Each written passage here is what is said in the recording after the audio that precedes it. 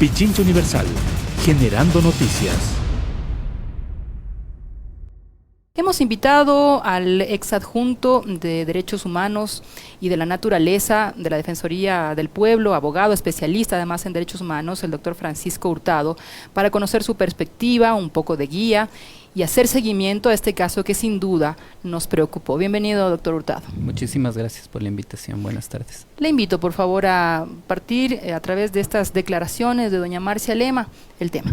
Sí, me parece bien relevante primero comentar lo importante es que hay un sindicato, ¿no? Que hay un sindicato que esté pendiente como de la situación colectiva de los trabajadores, porque creo que el mayor inconveniente que tiene el país en términos de derechos laborales es precisamente las dificultades para garantizar derechos colectivos. Es decir, todas las veces que hay un problema laboral, la mayoría de las personas recurren a abogados para tramitar juicios individuales. Claro. Y como bien expresaba la señora Lema en la entrevista, casi siempre pierden, digamos, ¿no? Hay abogados a los que recurren, los abogados presentan los juicios y por los abusos de poder existentes, en este caso alrededor del tema florícola, terminan perdiendo individualmente, ¿no? Y entonces me parece que ahí hay como una necesidad de observar cómo está la situación de los derechos colectivos y las garantías para los sindicatos para poder, digamos, procesar el conflicto laboral que se está viviendo y que bien lo detallaron en la entrevista de la semana pasada, ¿no? Ya vamos a desagregar justamente cada uno de estos elementos, pero ¿le parece si es que le escuchamos un poquito para recordar cuáles fueron las palabras que trajo el primer audio, mi querida Meli? Adelante, vamos con él. Por ejemplo, en el caso de la afiliación, hoy más que nunca, nadie en ninguna empresa, solamente las grandes empresas como es Denmar, hay otras empresas que están ahí, que ellos sí están asegurando, pero en cambio les hacen trabajar, pero como esclavos. O sea, aquí les pagan puntual el mes, les pagan el seguro, pero así mismo le duplican el trabajo. Más de 8 horas diarias. Claro, y tiene que ir sábado y domingo a completar las horas. Lo otro también que les duplican. ¿Pero con horas extras o qué? No, las horas no son pagadas. Hoy está prohibido pagar horas extras, o sea, ya nadie paga horas extras.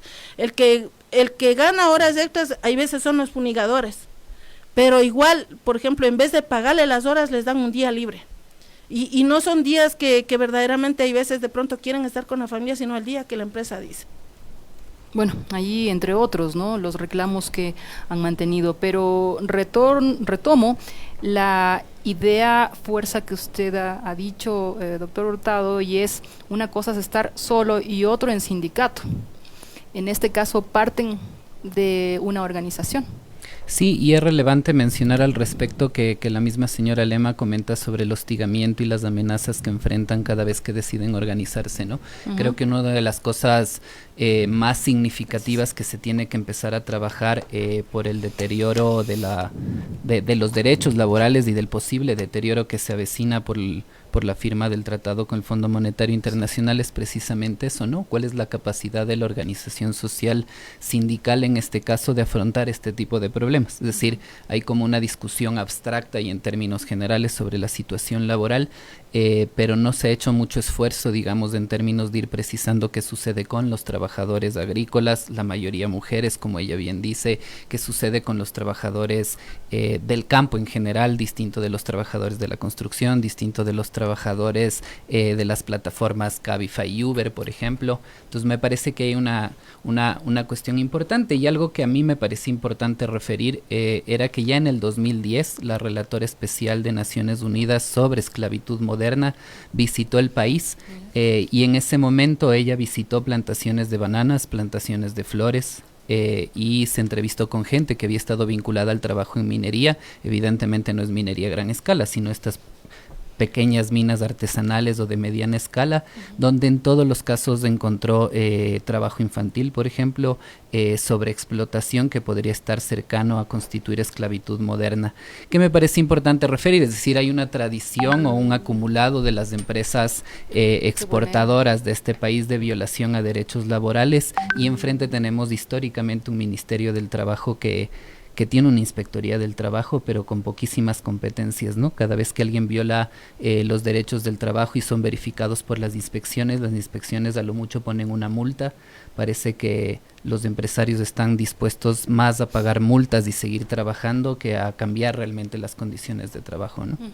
Ahora, para todavía no dejar este tema del sindicalismo, precisamente Marcia y también un representante del Parlamento, Fernando Ibarra, el Parlamento Laboral, manifestó que, claro, a la hora de una reforma laboral se cita a la OIT en sus mínimos de descanso de 24 horas o jornadas de hasta 48 horas, pero en cambio nadie toca el tema de la garantía del sindicalismo, de la organización sindical en los países. Por tanto, esto, ¿cómo usted lo puede evaluar ya de cara a que pueda el trabajador sentirse respaldado con su representante sindical? Digamos, yo creo que hay dos aristas del mismo tema, ¿no? La una son las intenciones del Estado ecuatoriano con el gobierno actual de profundizar aún más la precarización, incluso de bajarse probablemente lo que se consiguió en el mandato constituyente de 2008 que prohibía la precarización, la tercerización. Hay un riesgo latente sobre ese logro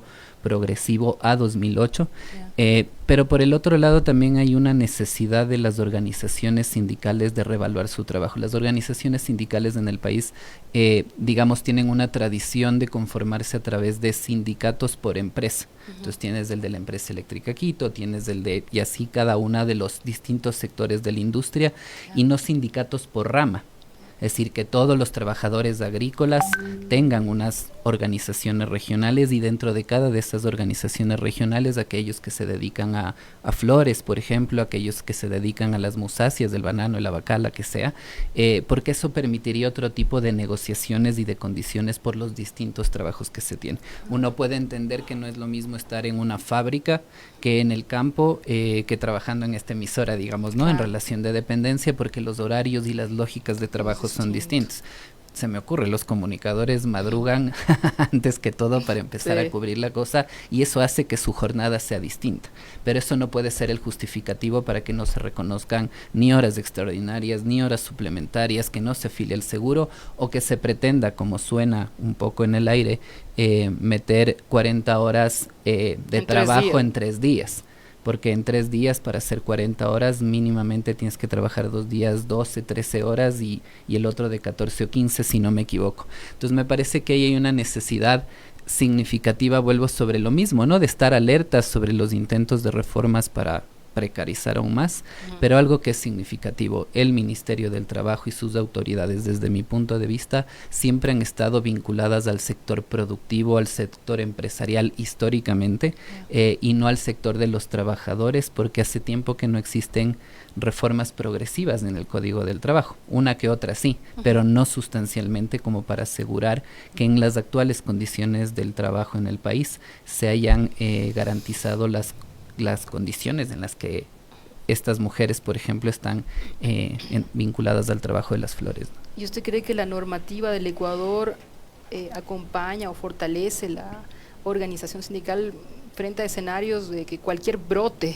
de organización de comité de empresa o de sindicato es aplacado o bien con amenazas de despido o bueno, neutralización de múltiples formas? Ese es el tema más complicado. Es decir, legalmente uno tiene el derecho de conformar organizaciones laborales y sindicatos. En la práctica, el ejercicio que hacen los sindicatos en determinados sectores de la economía del trabajo está amenazado, digamos, ¿no? Jorge Acosta es un ejemplo de eso en términos de la queja que está llevando frente al tema del banano ante la Unión Europea y todo el trabajo que ASFADEC realiza. Otro caso, por ejemplo, es el que acaba de contar la señora Lema y que hablaba de otras mujeres que se habían decidido organizar y enfrentaron hostigamientos y prefirieron dejar de hacerlo, y que eso se enmarca en una lógica más global de cada vez que la gente se organiza, lo que sobreviene es la criminalización, el hostigamiento, los ataques a defensores de derechos humanos. Ahora pasamos a un tema aún más complejo y que deja en la indefensión a las víctimas. Nuestra amiga Marcia Lema indicó lo siguiente, que inspectores de trabajo y jueces en las demandas laborales siempre fallan a favor de los empresarios. La escuchamos. Por ejemplo, ahorita mismo estamos viviendo momentos críticos en nuestra zona. Hay empresas que podría incluso numerar, decirle los nombres de las empresas. O sea, no está pagando a los trabajadores, no están afiliados los trabajadores, y ellos, en vez de pagar a los trabajadores, están comprando otras empresas florícolas que están agrandando más, pero el trabajador prácticamente está en la indigencia. Nosotros tratamos de ayudar en lo que más podamos como organización que es de florícolas, pero lamentablemente nosotros no nos abastecemos, primeramente porque las autoridades de ahí, por ejemplo, lo que es el Ministerio de Trabajo, la coordinadora que es del Ministerio de Trabajo tiene una empresa de seguridad, y esta señora, los trabajadores de la empresa de seguridad trabajan en las empresas florícolas. Entonces, imagínense, nosotros estamos atados pies y manos, que no podemos hacer absolutamente nada, ni siquiera los empresarios asisten al Ministerio de Trabajo porque simplemente hay arreglos con ella. Bueno, ahí hemos escuchado parte precisamente de lo que manifestaba nuestra amiga, y también nos dejó estas 3 resoluciones.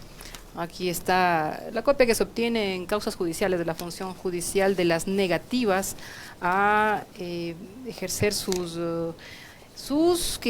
acciones de protección, me parece. Bueno, aquí hay simplemente desistimientos, archivos de las causas, es decir, ninguna sentencia favorable para los trabajadores. Entonces, número 1, denuncian que la inspectora del trabajo de su zona tiene claros intereses comprometidos en florícolas, porque tiene una empresa de seguridad, según Marcia Lema, que brinda sus servicios a las florícolas. Y por otro lado, que el juez que lleva estas causas jamás falla a favor de los trabajadores. Y evidentemente no es que se trata de fallar siempre a favor de uno u otro, pero llama la atención que en cualquiera de los casos se entorpece al máximo el proceso para un trabajador.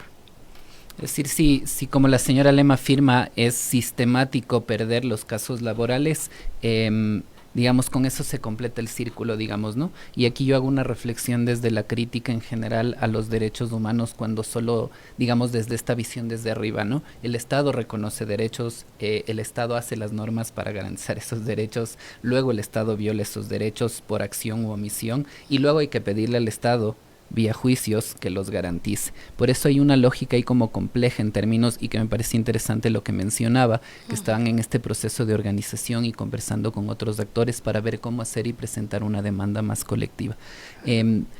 Solo decir que en el caso del informe de la Defensoría del Pueblo sobre el tema Furukawa hay una parte donde se relata lo mismo, digamos.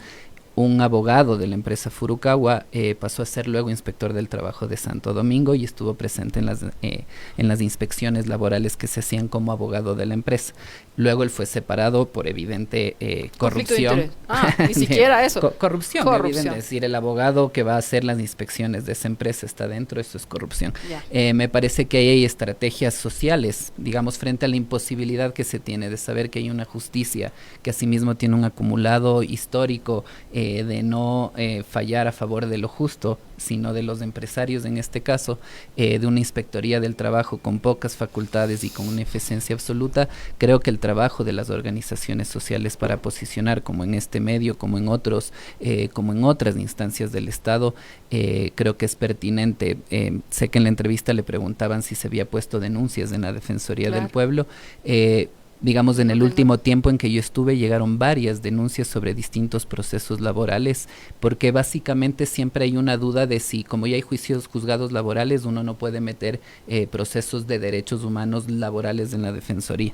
Pero un caso como el que ha contado la señora Lema, y esa sería tal vez mi recomendación, un caso como el que se ha comentado, perfectamente cabría seguir la lógica de lo que se venía haciendo, unos informes de verificación en derechos humanos, porque no estamos hablando del caso de la señora Lema, que ha sido despedida o que por su situación de embarazo fue obligada, digamos, despedida intempestivamente, obligada a renunciar, sino que está hablando de una situación sistemática o generalizada en varias empresas florícolas. Eso nos hace hablar de una situación más general de derechos humanos, y eso podría incluso caber dentro de las competencias de la Defensoría del Pueblo, como para mirar desde otra perspectiva las situaciones que se enfrentan, incluso el hacer vigilancia del debido proceso estos casos laborales, ¿no? Aún después de sentencias. Aquí, ahora veo, es un tema de pago de haberes laborales. Claro, esa es la evidente, acción. Es decir, si están desestimados es difícil, pero es evidente que hay que,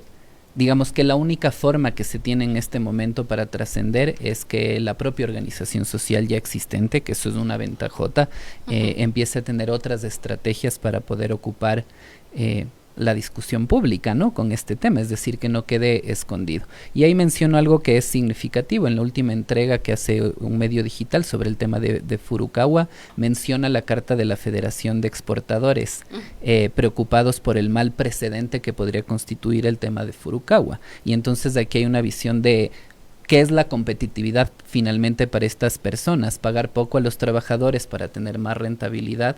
O básicamente que su producción, que se esté yendo a mercados europeos, de Estados Unidos, finalmente esté garantizando derechos humanos, porque si los mercados internacionales, que es lo que está pasando con el banano, detectan que hay violación a derechos humanos en sus procesos productivos, en la cadena de producción previo a la exportación, es más probable que la sanción sea más dura, ¿no?, que nos dejen de comprar flores, porque se está demostrando que hay procesos de explotación donde podría haber la posibilidad de que incluso lleguen, tal como lo vio en 2010 ya la relatora, digamos hace 7 años, fue el informe de la relatora, la posibilidad de que incluso constituya esclavitud moderna. En el caso de la relatora lo estableció precisamente en temas de trabajo infantil, ¿no? Se verificó que había trabajo infantil y la señora lo volvió a mencionar. La señora Lema mencionó niños de 13, 14, 15, 16 años trabajando en condiciones de salud complicadas y niños que están prohibidos de trabajar, pues el trabajo está prohibido de 14 años para abajo. Muchas gracias por mencionar justamente el tema del valor agregado que significa para los exportadores, para el sector exportador, respetar los derechos de sus trabajadores, porque a propósito de aquello, a ver si es que Ronnie me ayuda con el audio de Rodrigo Gómez de la Torre, que es representante de los empleadores ante el Consejo Nacional del Trabajo y Salario, y también es presidente de la Cámara de Agricultura de la Primera Zona, quien más bien defendió el trabajo en las florícolas. Evidentemente, quizá desconocía estos casos, a veces se hace una generalización de que todo está bien o todo está mal y eso no es el objetivo, pero veamos qué dijo al respecto. Quiero dejar en claro algo. Lo que se acaba de decir con respecto al sector flores, con todo el respeto a Fausto, es falso, de falsedad absoluta. Sector flores, al ser un sector que en un 99% está vinculado a la exportación certificada, tiene auditoría permanente, donde uno de los rubros más auditados es el tema laboral y de salud ocupacional.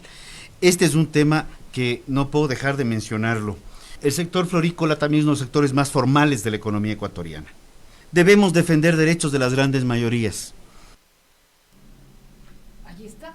Si es que es de los más auditados, ¿por qué ocurren estos casos? Pues es evidente que ha habido un esfuerzo que pues, sí puede estar como entre los últimos 12, 15 años de erradicación del trabajo infantil en general en Ecuador, ¿no? Yeah. En las plantaciones de banano, en las florícolas ha habido una reducción considerable. Lo que es significativo es que lo que tú decías, ¿no? No todo es bueno, no todo es malo, hay unos matices en la vida y lo que se está denunciando ahorita debe llamar la atención.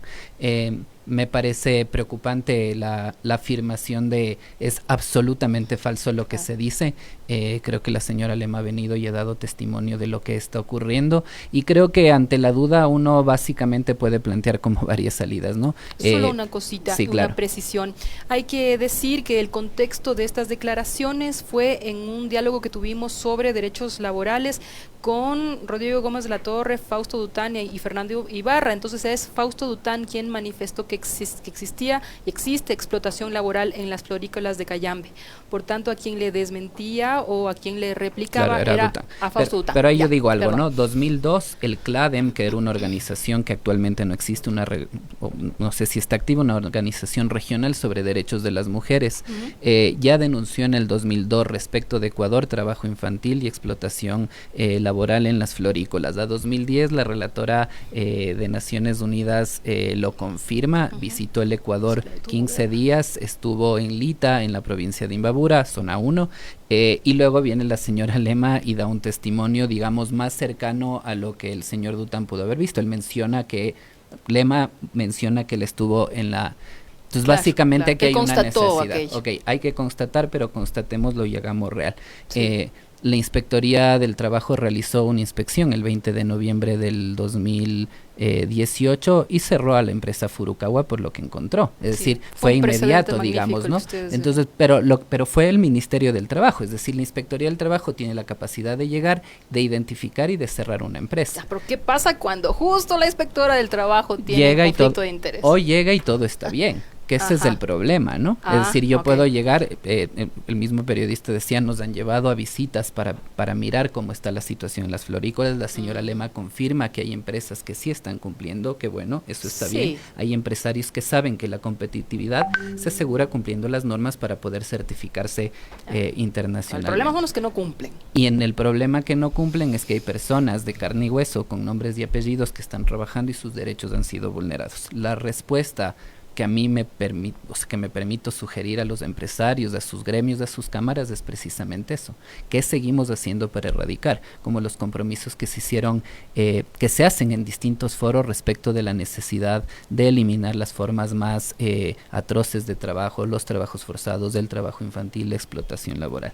El problema que estamos teniendo es que también hay en una discusión una política pública dispuesta a aminorar los derechos de los trabajadores y precisamente regresar a aquello que la lucha organizada en el país consiguió, ¿no? Prohibir la precarización laboral, prohibir la tercerización, precisamente que son formas que aumentan el lucro de las empresas en detrimento de los derechos de los trabajadores y que sin duda alguna, y yo voy a ser insistente en eso, ponen en riesgo la propia competitividad de esas empresas, y es que esas denuncias que se están empezando a generar hacia la Unión Europea por el tratado que tenemos firmado, por las obligaciones de derechos humanos que tenemos, empiezan a dar resultado y luego el banano o no sé qué otro producto, podrían ser las flores, empiezan a perder mercados precisamente por la culpa de los empresarios, no por las denuncias de los trabajadores. Bien sale el efecto boomerang o al revés de la finalmente, es decir, una decisión no adecuada de los empresarios en este momento para volver a revisar lo que se había venido haciendo sobre trabajo infantil y en general las condiciones de empleo que se está teniendo en las florícolas,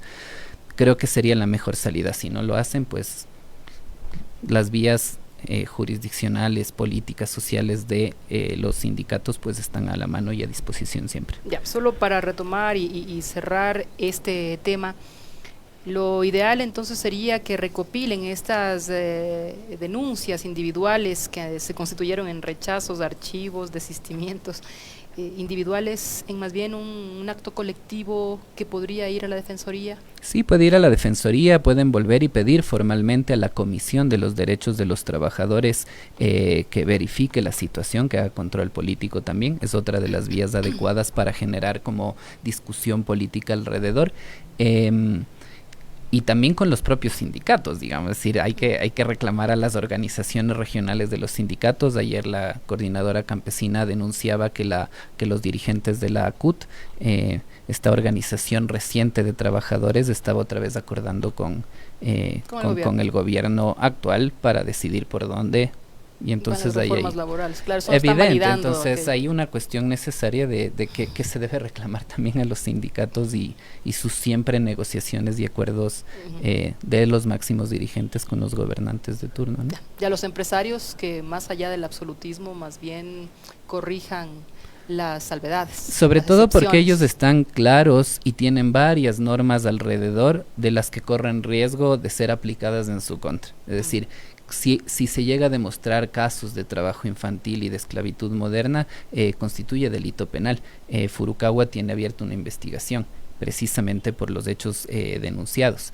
El otro tema tiene que ver también con la expropiación de tierras. La precarización laboral confirmada constituye expropiación de tierras por parte de la ley de tierras, por ejemplo, ¿no? Está el tema de servicio de rentas, digamos, hay tantas cosas alrededor y una adicional que no se ha trabajado todavía mucho, que está referida solo a temas extractivos por ahora, pero es la responsabilidad de las empresas y derechos humanos, ¿no? Y ahí la Constitución es clarita. El Estado, pero también sus delegatarios, concesionarios y cualquiera que preste, digamos, en el ejercicio de sus actividades viole derechos, es responsable por lo que hace. Acciones de protección globales de estas personas también caben en contra de los empresarios. Vuelvo sobre lo mismo, en las aristas que tenemos entre el Estado y su inspectoría, el Consejo Nacional de la Judicatura y todo lo que le falta hacer para garantizar justicia realmente en este país, los sindicatos y los empresarios, hay una responsabilidad compartida de lo que está pasando en este momento, ¿no? Clarísimo. ¿Qué pasó con Furukawa? Digamos, desde que salí de la Defensoría ha bajado paulatinamente mi conocimiento actualizado. Sé que la Asamblea Nacional sabemos que emitió una resolución del Pleno para hacer control político a las autoridades. Sí. Entiendo que no han ido mucho, sé que hay una investigación abierta, pero creo que lo importante aquí es eso, digamos, la gente sigue organizada. De lo que leí en el último reportaje de este medio digital, se pretenden pagar liquidaciones individuales a los trabajadores, y lo que acabo de decir al inicio, pasarse de la lógica colectiva a intentar acordar con cada uno de ellos para silenciar. Es más barato. Y lo que me parece que es importante es eso, ¿no? En este país sí hay casos de esclavitud moderna. Los propios digamos, otras organizaciones de derechos humanos ya habían alertado de las florícolas, se alerta de las palmicultoras también. Me parece que el país tiene una responsabilidad no solo de discutir el ámbito legal laboral, sino sobre todo de tratar de identificar en dónde hay trabajos forzados, trabajos esclavizados, trabajos sobreexplotados que se deben erradicar, que no se pueden tolerar. El trabajo remunerado de niñas en el hogar es otro caso de esos. Y así podemos seguir como poniendo más ejemplos, ¿no? Creo que el tema laboral todavía tiene como mucha tela que cortar en un momento tan complicado como el que se avecina con las reformas que se pretenden presentar. Ya, perfecto. Le arranco un último criterio sobre el tema de las cárceles, en función de que hoy se conoció de otro amotinamiento. Esto no para. Hay motines, hay intentos de fuga, pero sobre todo hay violencia, hay fallecidos, y parecería que nadie controla ni pone un freno a aquello. Ahí sí directamente hay una responsabilidad del Estado ecuatoriano, ¿no? El estándar sobre el ejercicio de derechos humanos de la población carcelaria es clarito, están bajo la tutela, protección, cuidado, control del Estado ecuatoriano, y básicamente lo que estamos enfrentando es un sistema de rehabilitación social terriblemente mal pensado. Es decir, que se amotine la gente para pedir mejores horarios de visita familiar tiene una explicación bastante evidente. Se construyeron cárceles regionales. En estas cárceles regionales hay gente que está lejos, muy lejos de los sitios donde habita, por ejemplo. Si bien no hay hacinamiento en términos de muchos privados de la libertad viviendo en una celda, sí hay sobrepoblamiento y hacinamiento por concentrar muchísima población, claro, en centros de rehabilitación social muy grande, ¿no? Si no se cuentan los centros regionales, entiendo que según los datos que manejamos en la Defensoría había como 80% de sobrepoblamiento en todos los centros, sin contar los regionales. Cuando se metían los regionales el dato baja, pero ya había sobrepoblamiento en los regionales. Es decir, ¿de qué año es el Centro de Rehabilitación La Tacunga? 2014, 15, no sé, por ahí. Y ya tiene sobrepoblamiento, pero además del inconveniente es cómo el Estado tiene la capacidad de, en un país en que la prisión preventiva es la regla, manejar una población carcelaria que sigue y sigue y sigue y sigue creciendo, y que eso además pone, digamos, mi reflexión tiene, ojalá y la reflexión no queden, ahora ingresan, ahora controlan, se disuelve el amotinamiento, hay unos responsables y dan resultados, porque el próximo va a ser peor. Es decir, ya hace mucho tiempo Brasil enfrentó situaciones como esas, cárceles gigantes llenas de gente, y aquí no se discute qué se debe y qué no se debe criminalizar. O sea, ¿por qué criminalizamos cosas que no deberían? Y cuáles son los motivos que se cometen delito, ¿no? Ya, porque hay una población altísima, por ejemplo, qué feo que es este calificativo, pero las mulas del narcotráfico, ¿no? Personas que de todas maneras por situaciones de pobreza. Y que ya lo pasó, o sea, ya hubo una amnistía en la Asamblea Constituyente del 2008 a mulas del narcotráfico, porque era, digamos, hay una crítica al derecho penal significativa. Por el hecho de meter gente a la cárcel, por el hecho de ponerle 10 años, 15 años, 25 años, cadenas perpetuas si quieren, no es necesario disuasivo para que la gente deje de cometer delitos. Los delitos se cometen por otras razones, y esas causas por las que se están cometiendo los delitos ni siquiera están en cuenta en la política. Parece que es hablar en el aire, pero básicamente si al país no se dedica a establecer políticas reales de prevención del delito que tienen que ver con la construcción de espacios seguros, con procesos de digamos, con una serie de políticas públicas de mediano y largo plazo, básicamente lo que estamos haciendo es repletar a la gente, a las cárceles de gente, y lo siguiente que va a pasar es que a alguien se le va a ocurrir construir otras cárceles para que luego se vuelvan a llenar. A otros se le podría ocurrir privatizar las cárceles, como ya ha ocurrido en otros países, y luego se vuelve un buen negocio para varios. Entonces me parece que hay una discusión más compleja. Yo de y lo el que tema he de la medida escuchado, cautelar, del abuso de la medida cautelar de la prisión evidente, preventiva. es decir, la prisión preventiva es, o sea, pasa algo, prisión preventiva, y vas creciendo y metiendo gente a la ¿Eso es cárcel. Luego abuso esos de la procesos norma o es necesidad de reforma? Es abuso. La prisión preventiva es excepcional, lo dice la Constitución, lo dice el COIP, establece cuándo sí y cuándo no. Hay muchas veces en que es evidente que no hay riesgo de fuga para un montón de personas, porque no tienen capacidad de fugarse o porque por los delitos que se están procesando no es digamos, no es tan grave, y sin embargo a todos se les pone prisión preventiva. Claro. Todos van a la cárcel, luego todos esos procesos que se acumulan se van extendiendo en el tiempo, luego empiezan a pasarse el tiempo máximo permitido para estar en la cárcel. Claro, y el contraste, y lo peor de sí, por favor. todo es que empiezan a florecer y a aflorar otra vez los discursos sobre eliminen que solo pueda durar 1 o 2 años la prisión preventiva, que no tengan límite, aumenten las penas para todos los delitos, pongan la pena de muerte, y al final todo estamos entrando y suponemos que con meter gente presa que luego enfrenta todos los problemas que está enfrentando, y no le estoy justificando, ¿no? No estoy poniéndome en el lugar de pobrecito el que está dentro y comete un amotinamiento, o se enfrentan entre ellos, o juegan fútbol con una... No se puede ser ingenuo. No va por ahí, obviamente, digamos, pero es evidente que el Estado está generando condiciones mucho más jodidas para que esos procesos de violencia que ya existen en la sociedad se los meta entre 4 paredes por millares, y que luego ni siquiera tengan la capacidad para poder trabajar y controlarlos, ¿no? Antes habían centros de rehabilitación en todas las provincias, o en casi todas las provincias, y creo que no se tenían problemas tan inmanejables como están saliendo, o tal vez no se los sabía que estaban pasando y simplemente se los acallaba.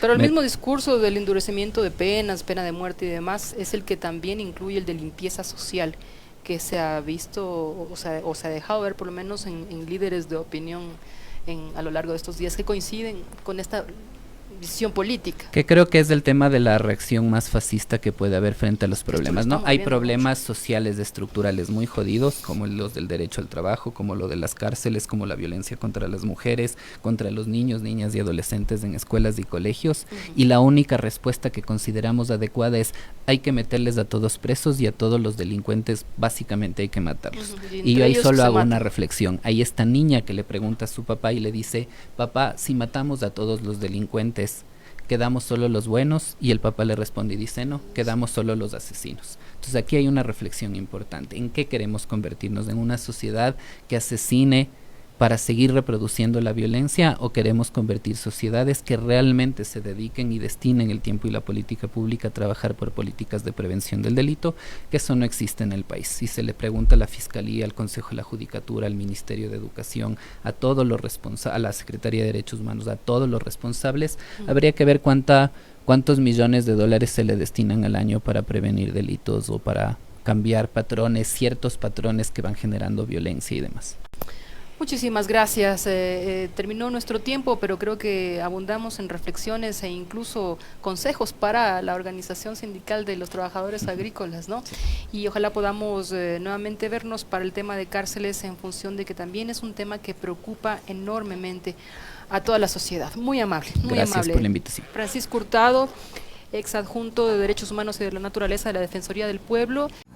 Pichincha Universal. Aquí se escuchan bien las noticias.